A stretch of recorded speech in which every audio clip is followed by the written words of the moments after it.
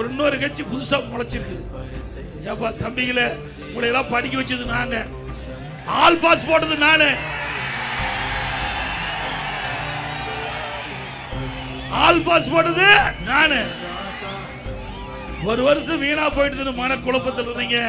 ஆன்லைன்ல வகுப்பு அதாவது பள்ளியில் படிக்கிற மாணவருக்கு ஆல் பாஸ், கல்லூரியில் படிக்கிற மாணவர்களுக்கு ஒரு வருடம் வீணா போய்விட்டு மன உளைச்சல் இருந்த மாணவர் மன உளைச்சல் இருந்த மீட்டு ஆன்லைன்ல வகுப்பு, ஆன்லைன்ல தேர்வு பிரமாதமா படிச்சீங்க.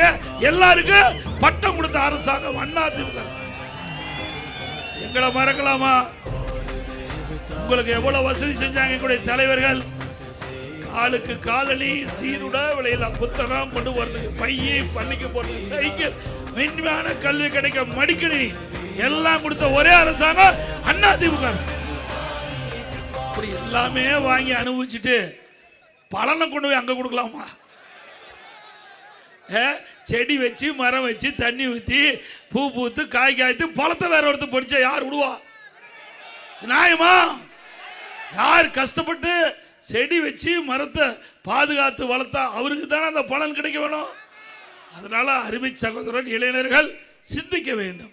ஒரு ஆட்சினா சாதாரண விஷயம் இல்லை. ஒரு 8 கோடி மக்களுடைய வாழ்வாதார பிரச்சனை. ஏதோ பார்த்தோம் போய் பார்க்க வேண்டியதான். திரைப்படத்துக்கு போங்க, நல்லா பாருங்க, ரசிங்க, அதோட விட்டுருந்தோம்.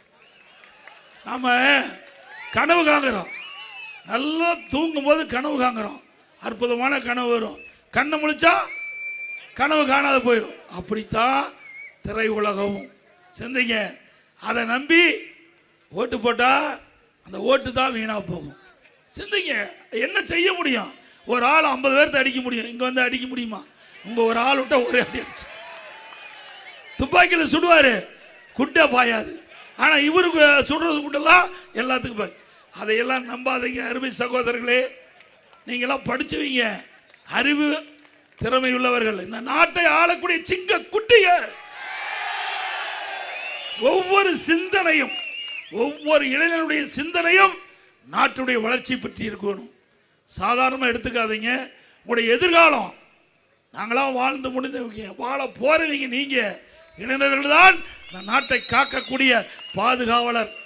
ஒவ்வொரு இளைஞனும் சிந்திக்க வேண்டிய நேரம். ஒவ்வொரு ஓட்டும் முக்கியங்க, ஒவ்வொரு ஓட்டும் முக்கியம்.